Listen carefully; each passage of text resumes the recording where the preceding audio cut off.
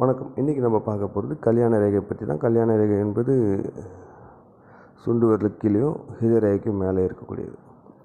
இப்போ அந்த ரேகையானது உடைந்திருந்தால் கண்டிப்பாக அவங்களுக்கு அவங்க கணவனும் மனைவியும் பிரிஞ்சிடுவாங்கன்னு அர்த்தம்.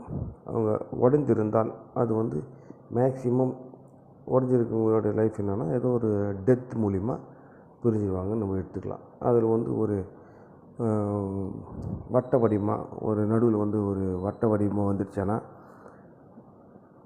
கோதுமை மாதிரி ஏதாவது வந்துடுச்சானா ஒரு சிம்பிள், அப்போ என்ன பண்ணலாம், அது ஒரு பிரச்சனைகளுக்கான உடம்பு ரீதியான பிரச்சனைகளுக்கான காரணமாக அவங்க பிரிஞ்சு போனாங்க நம்ம எடுத்துக்கலாம். இதே புள்ளிகள் இருந்துச்சுன்னா மன கஷ்டத்தினால பிரிஞ்சுக்கினாங்க அப்படின்னு எடுத்துக்கலாம். இதே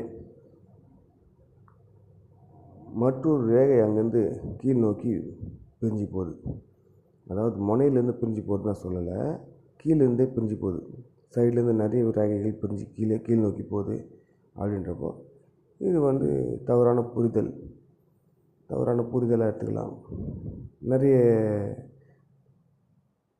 அதாவது அவங்களுக்கு இருக்கக்கூடிய அஃபெக்ஷன், மற்றவர்கள் மேலே இருக்கக்கூடிய அஃபெக்ஷனால் இவங்க இவருடைய வாழ்க்கையில் சரியான கவனத்தை செலுத்தலைன்னு எடுத்துக்கலாம்.